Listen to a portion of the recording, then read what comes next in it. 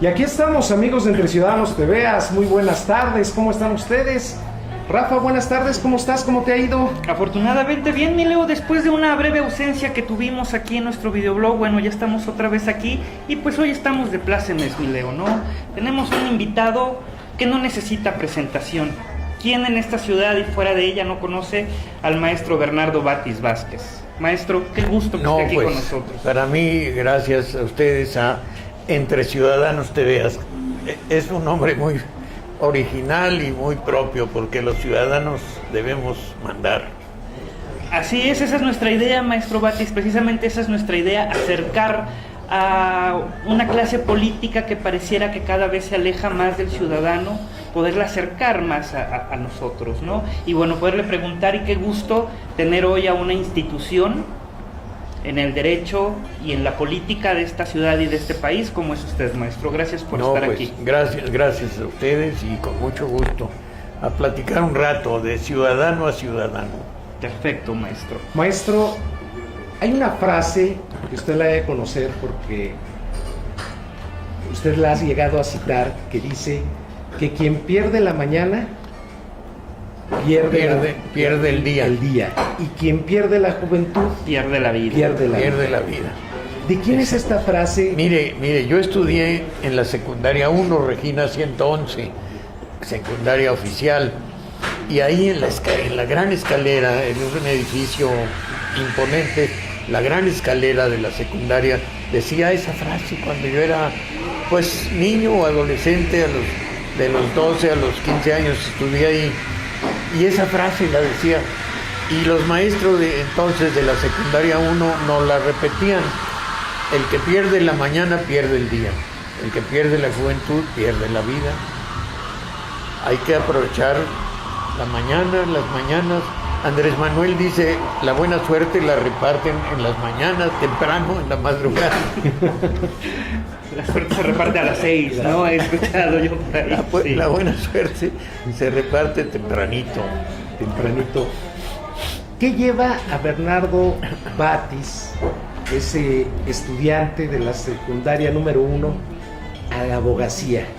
A ser un jurista. ¿Se imagina usted llegar a tener este acervo, esta pasión hacia el derecho? ¿Qué lleva al maestro Bernardo al derecho? Bueno, la verdad es que en mi casa, que era una casa de muchos hermanos, éramos 6, y que había pues escasez económica, no éramos bollantes, tampoco éramos una familia en la pobreza extrema, pero sí, con 6 eran muchos, y mi padre era empleado, y en ese tiempo no se acostumbraba que las mujeres trabajaran más que en la casa y en educar a los hijos. Y pensaban que yo iba a ser médico, o me inducían a que fuera a estudiar yo medicina. Y en tercero de secundaria, con una maestra, cuyo nombre ahorita se me escapa, que era la maestra de civismo de tercero de secundaria, empezamos a estudiar los derechos humanos, la Constitución de 17. Esto era el año 40 y tantos, y todavía estaba la Constitución casi intocada, ¿no? La misma que aprobaron los constituyentes de 17. Y esta maestra tenía mucho cuidado y una vocación pedagógica, y nos enseñaba con cariño, con afecto. Y me interesó el derecho desde entonces. En ese tercero de secundaria ya me decidí yo a entrar cuando entré a la preparatoria, ya me metí al bachillerato de humanidades, que era el antecedente de la carrera de derecho, y de otras, ¿no? De filosofía y de algunas otras, pero era ya una línea, un camino, ¿no? Esa fue más o menos la decisión, ¿no? ¿Qué le ha dejado el derecho, maestro? Bueno, primero que nada, una formación lógica, rigurosa, un rigor crítico, me ha enseñado a expresarme, y en segundo lugar me ha dado para vivir y para mantener a mi familia. Yo soy abogado, mi oficio es abogado, me he dedicado mucho a la política, he hecho política, pero siempre regreso a mi oficio, que es el de abogado. ¿Es usted doctor en Derecho Constitucionalista No. por la Ibero? No. Derecho Parlamentario. Yo soy maestro en Derecho. Maestro en Soy Derecho licenciado Parlamentario. por la UNAM, maestro en Derecho por la Ibero, no en Derecho Parlamentario, soy maestro en Derecho. En Derecho. Y mi tesis fue Derecho Parlamentario. Sí. ¿Y qué lo lleva a la política, maestro? Bueno, pues el interés de participar. Yo pertenecía a una generación en la Facultad de Derecho que fue la fundadora de Ciudad Universitaria y que éramos todos inquietos, todos queríamos ser oradores, políticos, escritores, poetas, lo que fuera relacionado con la comunicación y con la vida comunitaria. Y de ahí, de esa generación, salieron compañeros muy brillantes y oradores principalmente, y políticos también. Manuel Bartlett es de esa generación, él viene de las escuelas particulares. Mariano Azuela, que fue presidente de la Corte, es de esa generación, también de escuelas particulares, pero de la prepa de San Ildefonso llegamos Manuel Osante López, que fue un muy buen orador y un político priista, de los que había antes que no se corrompían, aunque estaban en un ambiente difícil. Un compañero, Pinder Urioste, que fue político muy conocido, que fue diputado, que fue senador, varios, Pedro Vázquez Colmenares. Entonces yo estaba en un ambiente donde había vida política universitaria, y luego pues no me gustó nunca el PRI, aunque mis amigos, la mayoría fueron priistas. No me gustó el PRI. Yo veía cómo captaban a los muchachos, los cooptaban, ¿no? Como el que destacaba, que era campeón de oratoria, o jefe de grupo, o jefe de presidente de la sociedad de alumnos, luego le llegaban y le ofrecían chambas o alguna canonjía pequeña o mediana. ¿A usted le llegaron a hacer algún ofrecimiento en aquella época? No, porque yo me mantuve en un plano secundario, no tenía yo que trabajar desde muy joven para pues ayudar a la casa, y trabajaba yo en un despacho como pasante. No podía, me gustaba la política, participaba en ella, pero no destaqué en la facultad, ¿no? Escribimos, hicimos un par de publicaciones en las que sí participé. Una revista Chitle en remembranza del volcán que echó la lava donde estaba la ciudad, donde está la ciudad universitaria, y esa revista Chitle fue muy de vida muy breve, pero muy bonita. Y otra que se llamaba Tribuna Universitaria. Participaba yo desde entonces en las luchas políticas estudiantiles y en escribir. ¿En qué momento se decanta usted por el PAN, maestro? Pues me encuentro con un despacho en el que el jefe del despacho, uno de los dueños del despacho, que es Manuel Sierra Macedo, es candidato a diputado por el PAN. Él era panista y yo trabajaba ahí con él, era su pasante. Me encarga que le ayude. Todavía no era yo ciudadano, no podía votar, pero sí podía repartir propaganda, y empecé a acercarme al PAN. Participé en esa campaña como parte de mi trabajo de pasante de un político, de un despacho, de un abogado que estaba haciendo política. Y entonces quedé capturado ahí en sus listas, mi nombre, mi dirección, y pocos años después, ya terminada la carrera, pero todavía no recibido de abogado, empecé a dar una clase que me gustaba mucho en la preparatoria Benito Juárez, en Mesones y Las Cruces estaba. Ahora es otra escuela, pero era entonces la preparatoria Benito Juárez. Y ahí me encontré antiguos muchachos de Acción Católica, del Portales, que eran también panistas y que fueron mis alumnos. Éramos casi de la misma edad, pero los había conocido en esa batalla política de Manuel Sierra Macedo, que por cierto ganó por mayoría a una política priista muy destacada y conocida, que era Marta Andrade del Rosal. Y él le ganó por mayoría y fue diputado, Sierra Macedo. Entonces yo quedé en las listas y me gustó el estilo, la forma de hacer publicidad, y luego ya estudié los principios de doctrina, me convencieron. Es la democracia, el respeto a la dignidad de la persona, los principios que, siendo ya yo militante de otro partido que es Morena, yo sigo conservando. Democracia, respeto a la dignidad de la persona, derechos humanos, justicia social, reparto de los bienes entre todos los que los producimos, con justicia y no acaparamiento por un lado y pobreza. Una visión muy de izquierda, maestro. Una visión de izquierda, pero que el PAN de esa época que a mí me tocó vivir también asumía. Fue una época que yo diría que duró en el PAN de la jefatura de Adolfo Crisli a la de Pablo Emilio Madero, unos 20 años quizá, ¿no? Y que se enfocaba a una doctrina social. No era un partido neoliberal como lo es ahora. Un partido tan de derecha como ahora se caracteriza. Era un partido de derecha porque tenía una inspiración cristiana, social cristiana, pero también un partido que proponía, por ejemplo, la formación de cooperativas. Propusimos, yo fui diputado en la 47 legislatura y propusimos, yo no lo redacté, pero sí lo participé y firmé, un proyecto para que los trabajadores tuvieran acceso al capital y a la dirección de las empresas. Era una doctrina muy interesante que no prosperó, pero era del PAN. La proponía de hecho, el PAN. Usted llega con el Partido Acción Nacional 3 veces a la Cámara de Diputados por la vía plurinominal. Sí, así es. Y una vez más, después ya por el PRD. ¿Qué lo lleva a este cambio después, maestro? ¿Qué pasó con el PAN? Primero le digo, fui diputado en la 47 legislatura, en la 48 legislatura, perdón, en la 48 legislatura, que no era el sistema actual.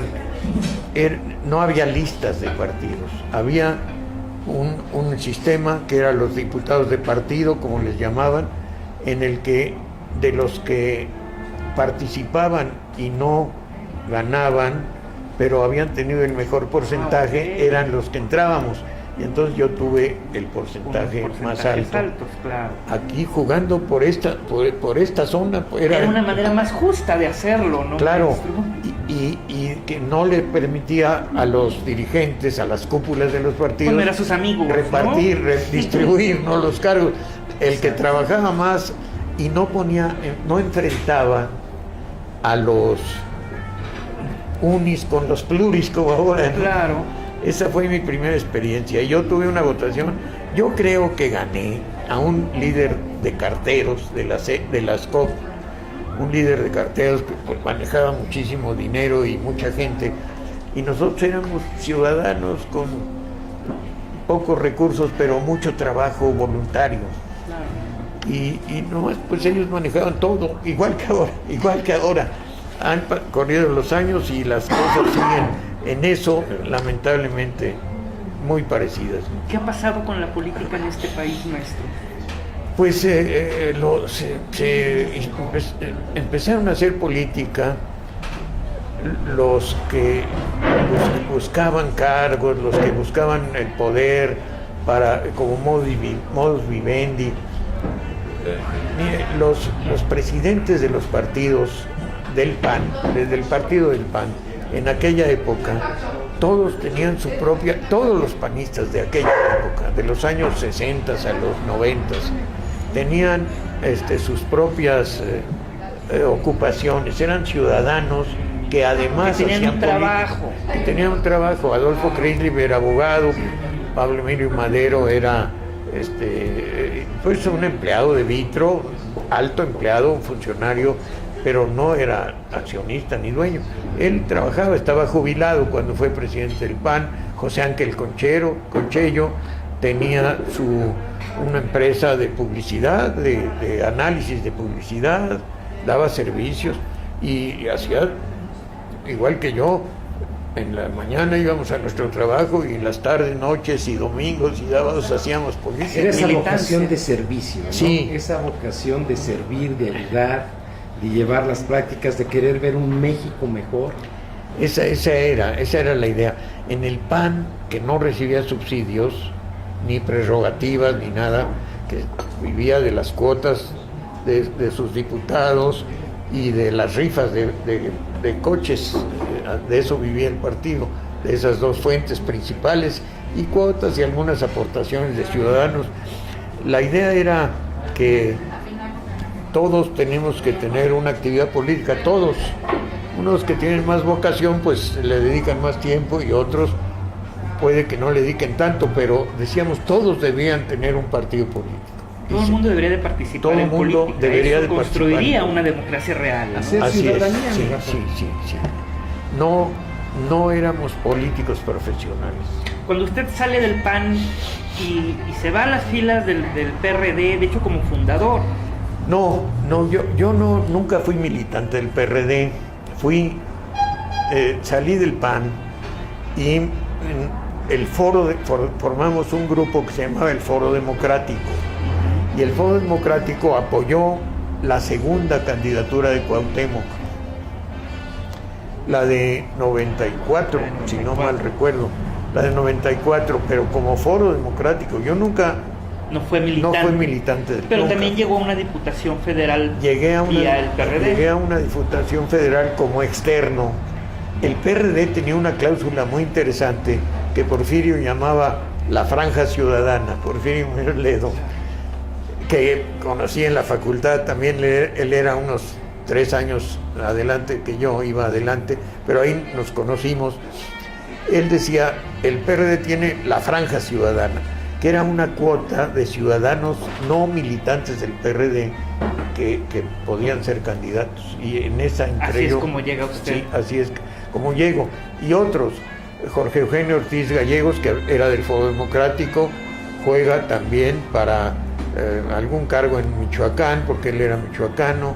Pablo Emilio Madero no, aunque se le propone.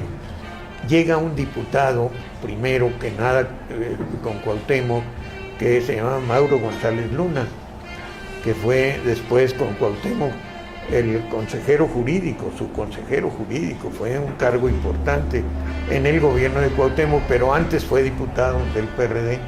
Y yo fui candidato a senador por el PRD, con Pablo Gómez. Pero yo no llegué. Pero Mauro sí, y era del Foro.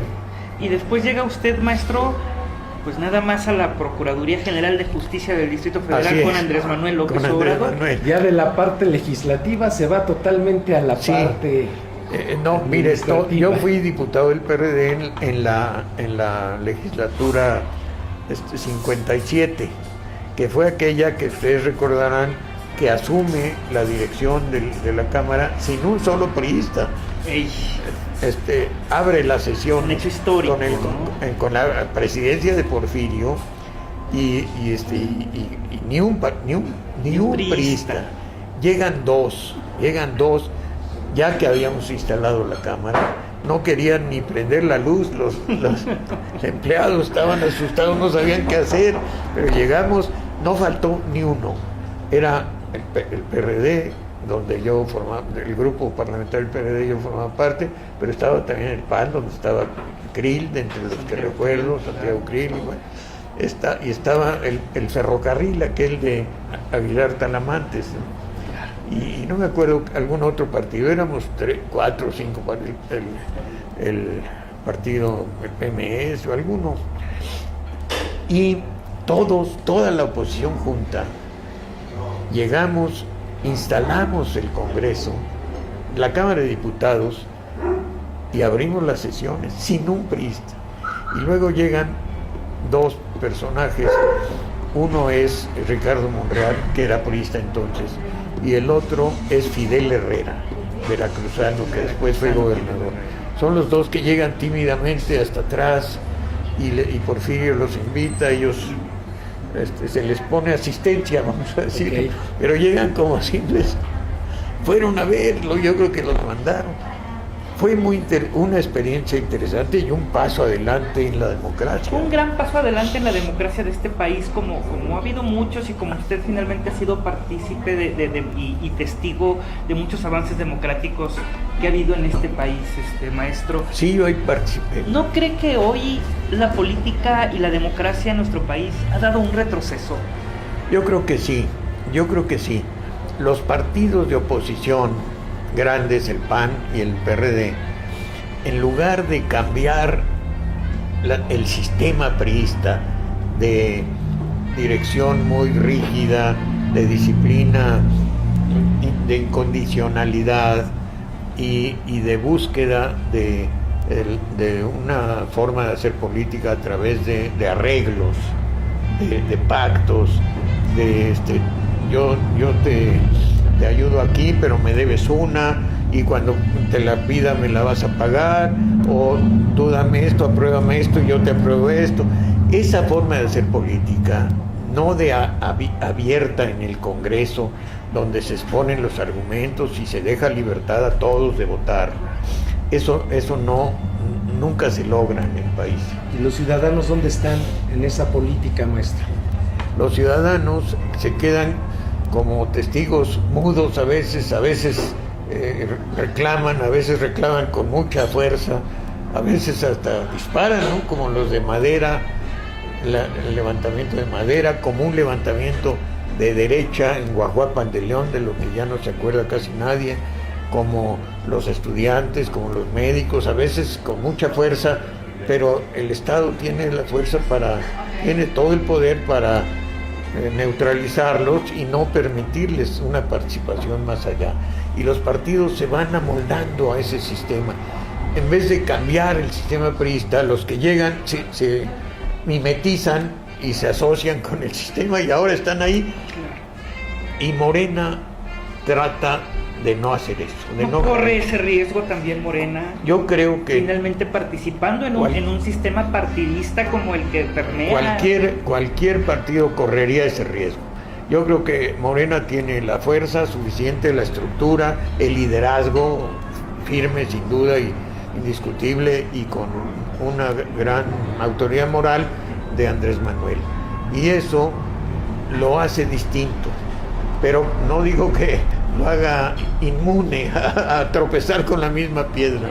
No es inmune finalmente, ¿no? Yo creo que no es inmune, pero debemos de ver que no suceda eso. Sería terrible. Y usted hoy por hoy preside la Comisión Anticorrupción en Morena. Bueno, no, yo la presidí en lo que se llamó el gobierno legítimo, que fue el que creó Andrés Manuel antes de que fundáramos el partido Morena. Claro, después de las elecciones de 2006. Sí, y luego formé parte del primer comité ejecutivo nacional de Morena, que presidió Martí Batres.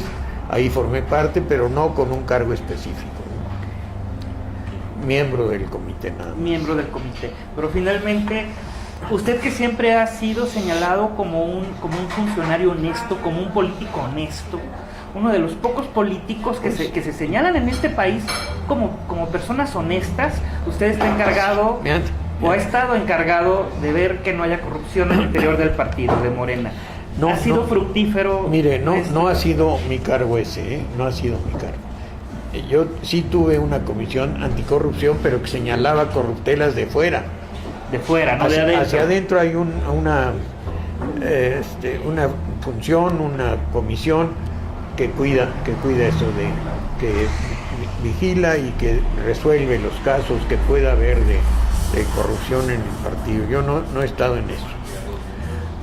Pero sí veo que la mayoría, yo diría que los que conozco todos, han actuado con buenas intenciones y con honestidad. Me gusta más con honradez que con honestidad. Claro. Porque honesto. Casto, como se decía, casto y honesto. No, quizá no tanto, pero honrado sí.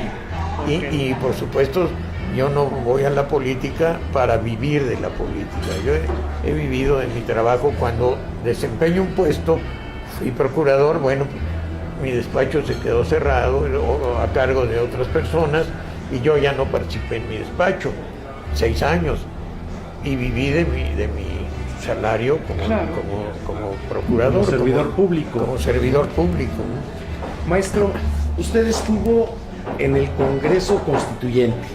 Sí. Usted participó, fue de las personas que dio mucha batalla, trabajo, propuestas. Sí. Platíquenos un poquito para nuestros amigos de Entre Ciudadanos TVAs esta parte de lo que es la Constitución aquí en la Ciudad de México. Bueno, mire, la Constitución no está por demás, perdón que lo robe la palabra, porque ya había una Constitución, la Constitución Política de los Estados Unidos Mexicanos, sí, que se decía que bueno, que ahí están cubiertas las que antes eran las garantías individuales, hoy derechos humanos, pero se oyó mucho esa crítica, que estaba por demás una Constitución, y es donde muchos de nuestros amigos de Entre Ciudadanos tienen la inquietud de ver, sí, bueno, qué diferencia, por mire, qué. La diferencia es que el Distrito Federal, hasta el nombre es burocrático, ¿no? Un distrito no es un estado, no es una entidad de la federación, aunque sí lo es, pero el nombre no da esa idea.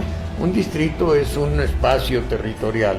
Federal, porque aquí están asentados, estaban y siguen estando, pero por eso se le llamaba Distrito Federal, los poderes federales. Y este territorio que se hizo imitando al Distrito Central de los Estados Unidos de América del Norte, que está en Washington, que es la ciudad de Washington, que es lo que ellos llaman el Distrito Central, que no es un estado de la Federación Norteamericana. Nosotros, imitando eso, creamos el Distrito Federal. Y los ciudadanos de esta ciudad, que es una ciudad muy antigua y que siempre ha sido una ciudad donde ha habido autoridades, un centro político, religioso, financiero, de todo, es un centro cultural también. Aquí no teníamos facultades legales, jurídicas, políticas plenas como las otras 31 entidades que forman la federación. Eran 31 estados y el Distrito Federal. Claro. Y el Distrito Federal no era un estado, estaba como a un nivel inferior, su estatus era menor, y efectivamente elegíamos senadores, había senadores del Distrito Federal como si fuéramos estados, pero el gobernante lo designaba todavía el presidente, la regencia del presidente, hasta antes de Cuauhtémoc, con Espinosa Villarreal, el último, él todavía lo designaban. Sí. Entonces éramos como una especie de capitis diminucio, ¿no? Y entonces ha habido un proceso y hemos ido ganando posiciones. En 1928, Obregón, que no quería a los capitalinos por alguna cosa que no sé bien cuál es, algún lío de faldas quizá, pero no sé, eso estoy inventándolo yo. Obregón propone una reforma que suprime los municipios. Sí había ayuntamientos y municipios, como ahora se está tratando de revivir con las alcaldías. Había municipios, había 12 municipios y la Ciudad de México, que tenía su ayuntamiento y su presidente municipal y un jefe de gobierno, un regente o encargado del departamento del Distrito Federal que nombraba el presidente. Obregón suprime los ayuntamientos y nada más deja al regente y delegados, que el mismo nombre lo indica, reciben el poder de ese regente, ¿no? Y hasta ahora, con mucho esfuerzo, y desde todos lados, desde la derecha y la izquierda muy empeñada, pero también el PAN, en el PAN de entonces, se propone, se trata de que la Ciudad de México asuma otro estatus, que es el que adquiere ahora con la Constitución. ¿Es un reconocimiento o una autonomía, o parte de ambas? Mire, el proyecto fue una autonomía. Nosotros fuimos electos, los diputados constituyentes fuimos electos por la ciudadanía, y desde los primeros días que estuvimos en la Asamblea dijimos, la autonomía que ustedes ponen ahí en su reforma del 122 es una palabra equívoca y nosotros somos soberanos. La Ciudad de México es soberana. así como los estados tienen soberanía para su régimen interno y no para el exterior. No pueden tener embajadores ni declarar la guerra. Claro. Hacia el exterior no tienen, pero hacia su régimen interno, su gobernador, su congreso, sus leyes, sus tribunales, funcionan como un estado. Son estados con soberanía hacia el interior. Así queremos la ciudad. Y así lo hicimos. Y ahora que la Suprema Corte acaba de resolver, rechazando el recurso, la acción de inconstitucionalidad que interpuso la PGR contra la Constitución de la ciudad, la Corte reconoce que el calificativo, digamos, político de la ciudad es una ciudad que tiene la misma soberanía que los estados. Eso se reconoce. Digamos, pareciera una cosa puramente formal, pero tiene un sentido. Ya no es nada más una sede, un lugar burocrático donde están los poderes y que la autoridad es designada y puede ser quitada y puesta. Yo como procurador podía ser removido por el presidente de la República, y para que me nombrara Andrés Manuel procurador tuvimos que obtener la autorización de Fox. Entonces me la dio. Yo no quería Samuel del Villar entregarme ya. Dije, no, yo hasta que no tenga yo aquí en mi mano el nombramiento. Y el nombramiento ya lo tenía, pero la Constitución decía que se requería el consentimiento, el visto bueno, no me acuerdo qué término usaba, pero el consentimiento del presidente. Entonces yo conocí a algunos panistas, ahí el que estaba en el jurídico, que era Juan de Dios Castro, le hablé y le dije, oye, ¿me lo van a dar o no para yo no asumir, no voy a asumir violando la Constitución? Y no, a medianoche del primer día fue alguien de mi equipo a recogerlo y ya lo tenían y ya, ahí lo guardo por ahí, de recuerdo. Claro. Eso ya no se requiere. Ahora ya con la soberanía de la ciudad, el pueblo elige sus autoridades. Vamos a tener, de acuerdo con la nueva Constitución, no una asamblea, sino una Cámara de Diputados local que con plenitud de claro, ya no va a ser una asamblea de representantes como la que tenemos ahora. Ya van a ser diputados, como en los estados. Un jefe de gobierno no tiene el título de gobernador, pero es el equivalente, un jefe de gobierno de la Ciudad de México. Aquí están los poderes y tenemos que tener un mecanismo, un estatus de relación, unas reglas, un protocolo de relaciones con los poderes federales. Pero eso no le quita a su soberanía, como no le quita al Ayuntamiento de Guadalajara su autonomía como ayuntamiento, porque ahí está el gobernador de Jalisco o de Querétaro o de cualquiera, ¿no? Okay. La explicación más clara que yo he oído al día de hoy de por qué la Constitución de la Ciudad de México, ¿no? Desde luego. Maestro, y bueno, ya se viene ahorita con esto de la Constitución, ahorita ya políticamente ya todos los partidos andan hablando de quién va a dirigir esta ciudad, ¿no? ¿Quién va a ser el candidato? Por Morena, por el PAN, ya por el estamos PRD. en tiempos electorales, ya se está todo lo que empezando a da, dar. ¿no? Pues constitucionalmente tengo todavía entendido que todavía no, ¿verdad? Todavía estamos no. fuera de tiempo, pero bueno, ya Sí. los partidos ya están en sus propias rebatingas. Bueno, están en sus procesos, ¿no? En sus procesos internos. Y en Morena, bueno, se ha dado todo un fenómeno alrededor de este proceso interno ante el desconocimiento de este proceso de Monreal, de uno de los personajes que parecían muy adelantados. Monreal no participó, ni Claudia ni Martín no participaron para ser candidatos a jefes de gobierno. Claro, participaron para ser candidatos a coordinador de organización en la ciudad, ¿no? Pero bueno, digamos que siendo Claudia Sheinbaum en este caso la electa como coordinadora de organización, se le ve como la candidata natural al gobierno del Distrito Federal por Morena Bueno, para este 2018. ¿Es sí, así, sí. maestro?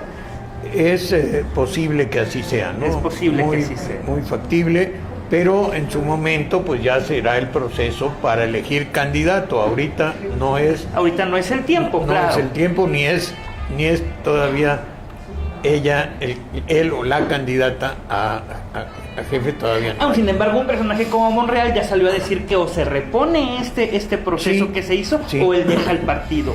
Sí, él dice, él alega, y bueno, no deja de tener alguna parte de razón, que en otras encuestas paralelas, unas que él hizo y otras que hicieron otros organismos, él salía adelante. Lo que pasa es que el sistema que aprobó Morena es que no es solamente para ver quién es más conocido, sino que son varias preguntas donde se toma en cuenta qué tan conocido es un personaje para ser el coordinador de organización de la ciudad, qué tan conocido es, y no solo eso, sino qué opiniones positivas y qué opiniones negativas tiene la Ahí ciudad. al respecto, Y ahí es ¿no? donde Claro. hay una tabla que yo no conozco al detalle de calificación, y la comisión de encuestas valora todas esas preguntas, que no es una, son muchas, y de el resultado y las valoraciones que ellos hacen, resultó Claudia para Sheinbaum, este cargo para este de- cargo de de coordinadora, coordinadora, ¿no? Pero entonces en su momento habrá otro proceso para elegir al candidato al gobierno de la ciudad. En su momento habrá un proceso para eso. ¿Habrá también un proceso para elegir al candidato a la presidencia por el partido, o ese ya está electo? Bueno, maestro? la verdad es que habrá un proceso, deben cumplirse y una precampaña, y deben cumplirse con las reglas tanto de las leyes electorales, con la ley electoral, como con los estatutos. Lo que pasa es que en Morena hay un liderazgo tan bien marcado, tan claro, con una persona de la calidad de Andrés Manuel, que es un estadista, que ha dado una lucha incansable, que yo no veo que pueda haber alguien que le compita. Claro, ¿quién Eso- podría competirle, no? Y a eso viene esa pregunta. ¿Realmente es el enemigo vencer a Andrés Manuel López Obrador? Como lo dicen otros partidos. Yo diría que es él y Morena, que es la creación de una propuesta que surge de su esfuerzo por organizar un movimiento que es primero Movimiento de Regeneración Nacional, y luego encauzarlo hacia un partido. El enemigo a vencer es Morena. Tenemos un líder indiscutible, pero se acuerdan que él tuvo un tropiezo de salud. Sabemos que pues ninguno de nosotros somos eternos, ¿no? Y Claro, sí, ¿no? entonces ya está una organización. El enemigo a vencer es esa organización. Morena. Y claro que esa organización tiene un dirigente indiscutible, que es al que le tienen mucho temor, porque es un hombre de una rectitud a toda prueba, y que saben cómo va a gobernar, como ya gobernó la ciudad. Claro. ¿Quién ha logrado que los legisladores renuncien a la mitad de sus ingresos como legisladores, su dieta, los diputados, y de su, no sé cómo se le llamará, a los senadores, su dieta también? Los senadores y diputados locales y federales de Morena, que se reconocen como militares, entregan la mitad de sus salarios a fundar escuelas gratuitas para los muchachos. Eso indica que hay una ética distinta, que hay una motivación diferente. Una filosofía totalmente Una filosofía. diferente. Y Sí. eso nos lleva a otra pregunta, maestro. En el 2006 nadie pudo presentar pruebas, pero a muchos nos quedó ese tufillo a fraude, ¿no? Pues sí. Ese tufillo que Felipe Calderón no ganó la presidencia, que realmente le fue robada a Andrés Manuel López Obrador, entonces Sí. candidato del PRD. Sí.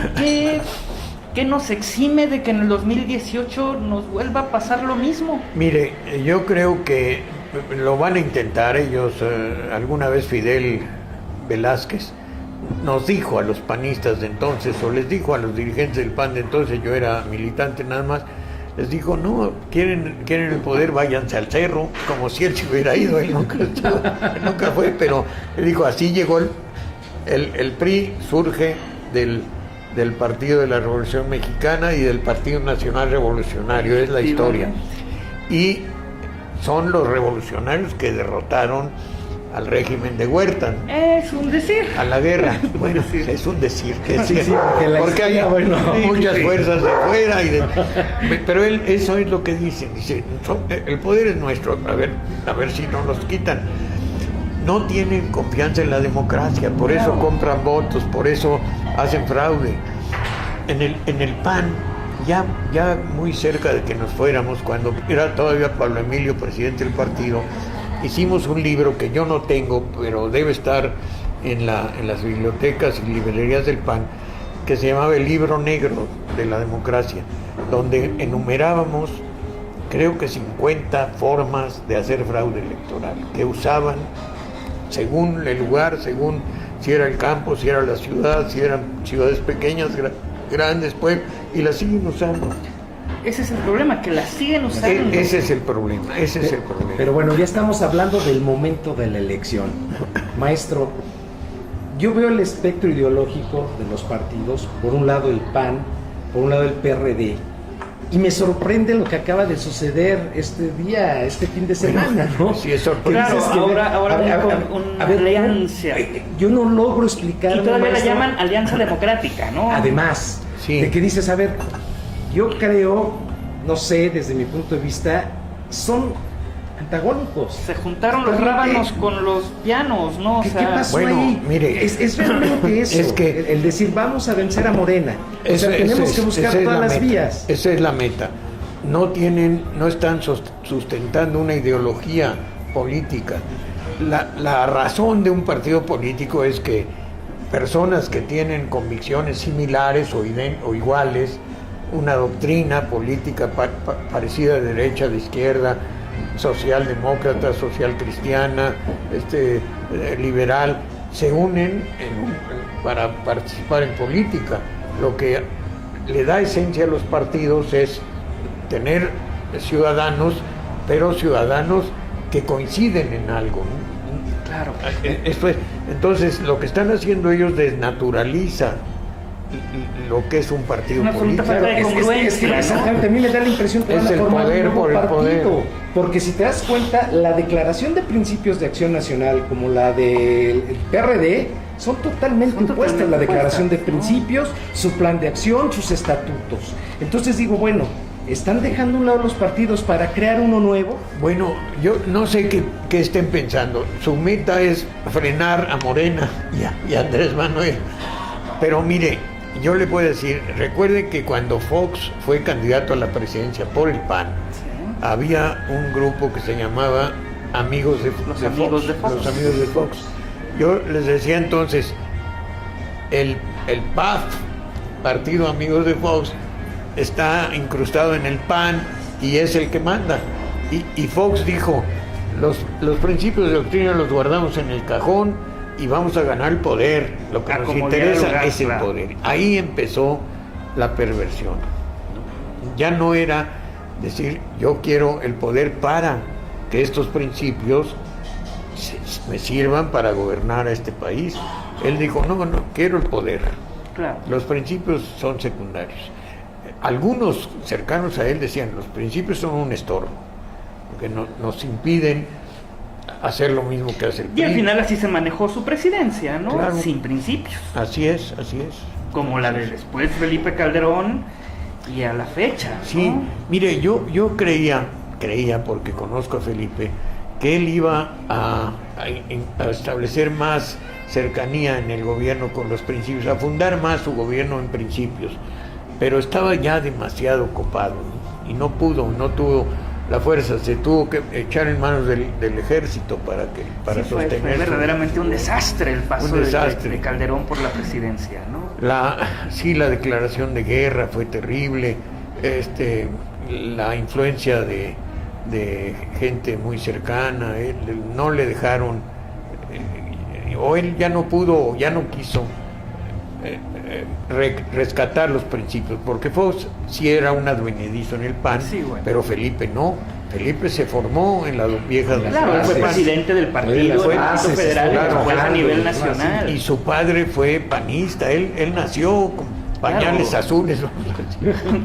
Él era un panista y se formó. Felipe es hijo de Luis Calderón Vega, que fue muy cercano a don Manuel Gómez Morín y fue siempre un dirigente del PAN.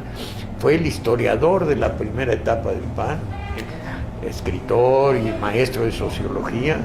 Sin El embargo, sistema, toda esa historia... Digamos que entonces el sistema que se vive cuando llega Felipe Calderón Ya no lo dejó actuar. ya no lo deja actuar. ¿No? Sí, ya no lo deja actuar, ya no puede o no quiere, o ya tiene que, como el PAN llega al poder con el apoyo de Zedillo, ¿no? Y entonces ya tienen Claro. compromisos políticos, ya no es nada más el triunfo electoral, no dudo que Fox llegó al poder con votos, con mayoría de votos, pero también con la anuencia, hacen un pacto.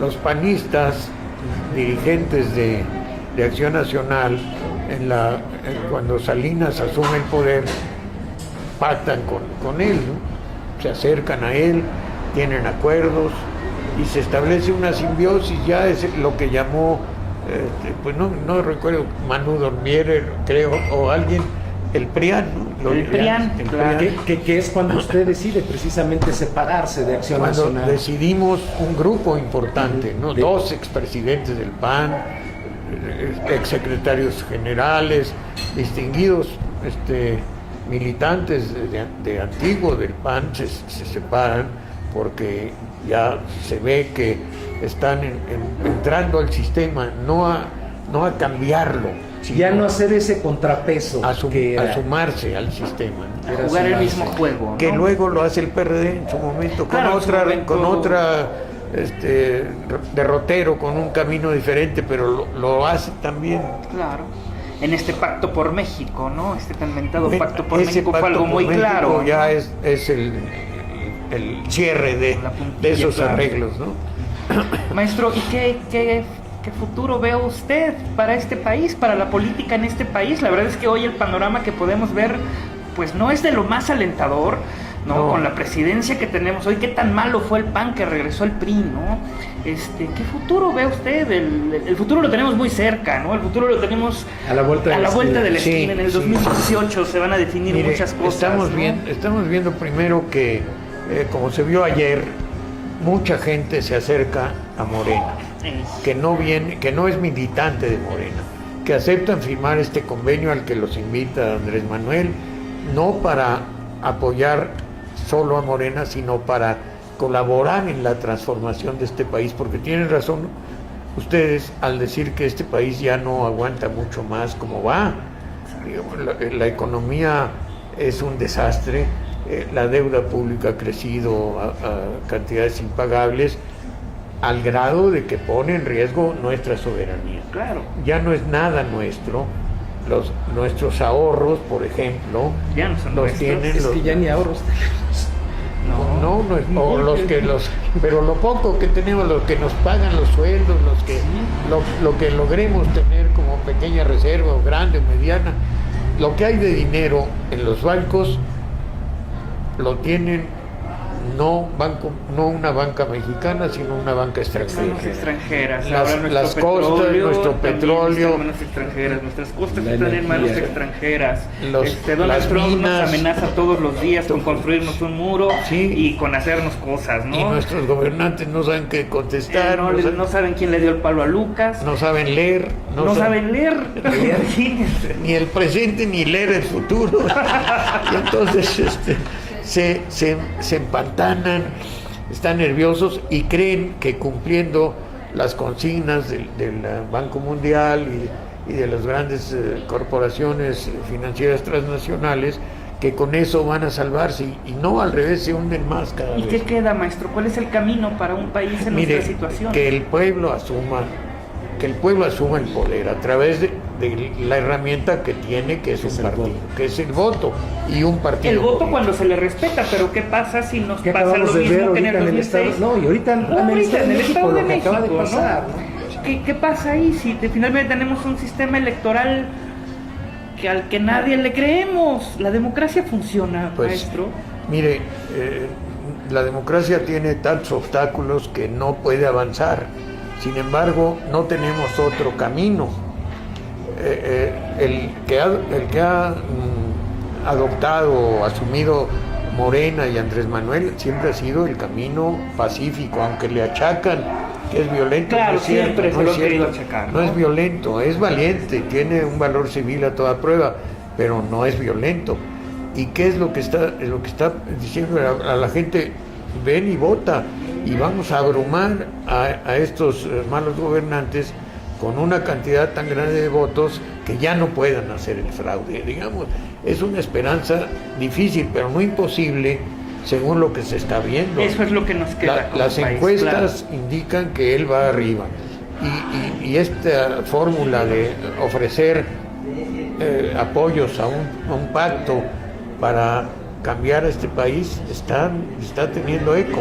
Entonces, la ministra de la Corte, La ministra de la Corte, claro. se incorporó doña Ifigenia, son personas Claro. simbólicas, ¿no? que representan algo, y así como ellos, ciudadanos en todos lados. en cada- Empresarios que hace unos años Empresarios. no creían en el proyecto de Andrés Manuel. Claro. Y que hoy por hoy, Y que hoy por hoy se han han sumado, salido, ¿no? y además han salido a anunciarlo. Que se Sí, suman claro, a se han la- sumado, lo han dicho en suben público, ahí y ¿no? firman. Firmas. Y artistas y de todo, intelectuales. Esa es la esperanza que le Esa queda es a la- este país. esa es la esperanza. Usted ve Y- en Morena y en Andrés Manuel la esperanza de este y país. mucho trabajo para dos cosas: para formar estructuras que defiendan el voto en las casillas, que cuiden las casillas, y para contestar los infundios que se van a venir como A mares, claro, que ya se han ola venido, de ¿no? lodo, Ya se han ¿no? venido, Contra- oímos Sí. cualquier cantidad de cosas absurdas, ¿no? Sí, por ejemplo, que Dolores Padierna, senadora del PRD y que forma parte con René Bejarano de un grupo político, llegue y firme junto con la ministra Ay, la ministra de la Suprema Corte de Justicia de la Nación. Sánchez Cordero, la ministra Sánchez Cordero, doña Ifigenia, Dolores, pues es muy significativo. Una senadora que puede ser criticada o no serlo, pero que representa una fuerza, un poder. Claro, ¿no? finalmente, ¿no? Ella y otros, y los actores, y ¿cómo se llama ese Chucho Domínguez o cómo? El actor medio cómico que es Que hizo a Huicho Domínguez. el Huicho, papel de Huicho Domínguez. Él firma Omar Fierro. Son personas que no tienen interés.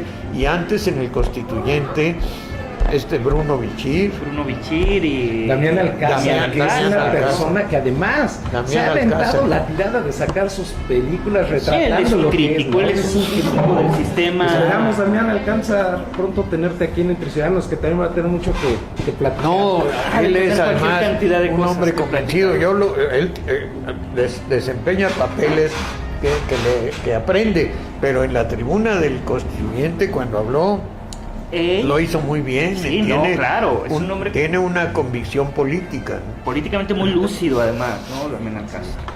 Sí, pues en esto estamos, y esa es la esperanza para el año que entra.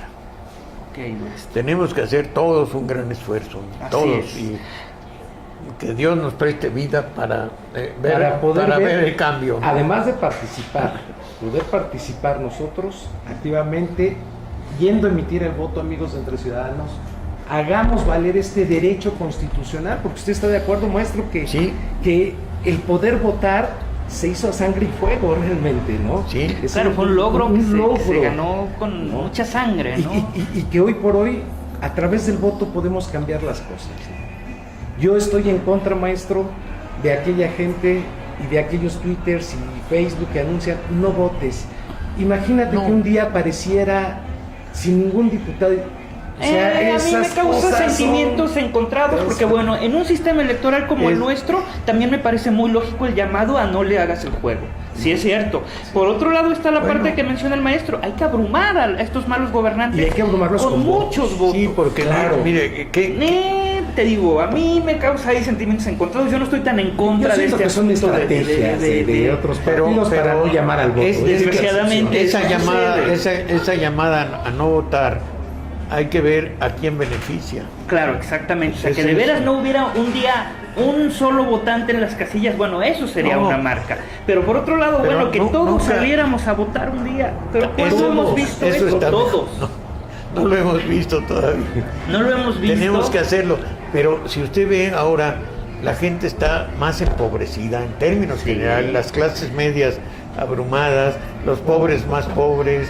El problema de la gentrificación, que ya usted la mencionó en una la de sus gentrificación columnas. que nos están corriendo de las ciudades Echando para de nuestras hacer ciudades, otra no cosa, nada más en el Distrito Federal, sino en todo el país, la violencia cada vez más marcada. Sí, Pues salgamos a votar, amigos de Entre Ciudadanos. No queda más que eso, salir a votar.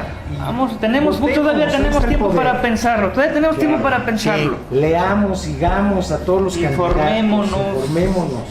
Como dice sí, la- sí, sí. No le creamos a cualquiera, ¿no? No, y No, sí. mire, decía hace mucho algún maestro, hay que leer los periódicos entre líneas, porque ahí se descubre la verdad.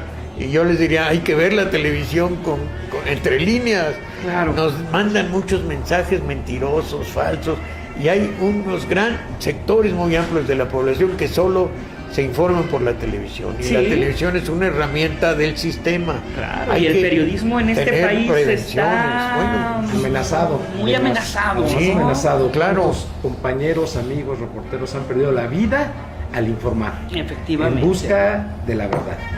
Y quiero decirles, amigos, Entre Ciudadanos TVs es un espacio abierto para que vengan y platiquen, sin censuras, lo que quieran. Aquí no editamos. Acompáñenos en nuestras redes sociales. Estamos en Twitter, @Entre Ciudadanos, en Facebook, @Entre Ciudadanos TVs. En YouTube tenemos nuestro canal de Entre Ciudadanos TVs y nuestro videoblog entreciudadanosteveas.com. Acompáñenos, síganlos, denos like, háganos sus comentarios. Para nosotros son muy importantes. Y hoy no queda más que agradecer. Agradecer al maestro, pero también agradecer a Mike, a nuestro Agradecer a patrocinador Mike, de aquí, de su patrocinador de aquí, Trébol, ¿no? el Trébol El Trébol. 281 aquí en la colonia Villa de Cortés. Es en Pedro Mi Santa colonia, Cilia, mi colonia. Pedro Santacilia la colonia del 281. maestro. Sí. Maestro, le Oiga, tenemos un pequeño regalo. Pero yo también, Presente. perdón, nada más déjeme y agradecer a Entre Ciudadanos TVs, que está haciendo una gran labor. El ciudadano es el que debe asumir su soberanía. Así es, maestro. Y ustedes eso creemos. están haciendo una labor extraordinaria. Y por eso estamos tan agradecidos de que un personaje como usted, de su talla, esté hoy sentado aquí con No, nosotros. pues, ya Y maestro, me usted se hicieron debe de el- acordar. Usted Es se un debe de pequeño. acordar un día que llegando usted a la Constituyente, aquí la muestro, le tomaron esta foto. Esta foto se la tomó nuestro amigo Rafael Gaviria. Ah, mire. Este regalo se lo queríamos dar. Oiga, para que muchas usted lo gracias. tenga. Usted iba llegando a la Constituyente, ¿cómo me acuerdo haberlo visto ahí? Usted solo llegando sin ningún aspaviento, como todos los diputados que llegaban con el guarura. No, hombre, oiga, con los había uno, choferes, le voy a decir, había uno que hasta tenía varios. Uno le llevaba el teléfono, otro el periódico, y otro los Kleenex. Estaba listo con un paquetito de Kleenex para... No voy a decir quién es. Y un día en esas estás cuando de repente ves llegar al maestro Batis, ¿no? Él solo caminando sin ningún iris, la gente deteniéndose a saludarlo en la calle. Y es que llegando ahí a la casona Está de mal tomada Jicotencatl. porque me veo un poco gordo, pero así soy yo. Maestro, No, pues, de muchas verdad, gracias. Este Un es pequeño regalo, presente para usted, maestro. un regalo extraordinario. Muchas gracias. Al contrario, gracias a usted por estar aquí. Muy amables. Maestro, pues de verdad nuevamente gracias, insisto, gracias por ser un servidor público honesto, gracias porque sé como abogado que usted arrastra mucho el lápiz, que escribe, que está analizando, está estudiando y que busca el bien común. Eso de verdad sí se lo aplaudo a todos esos políticos, a toda esa gente que está trabajando como usted. Es nuestro reconocimiento, nuestro agradecimiento. Y bueno, no queda más que agradecerle nuevamente. Rafa, algo No, más pues, que quieras comentar. Leo, muchísimas gracias también a ti, muchísimas gracias, Gracias. maestro. Amigos de Entre Ciudadanos, gracias por haber estado aquí con nosotros y nos vemos en la próxima. Nos vemos en la próxima. Claro que sí, maestro.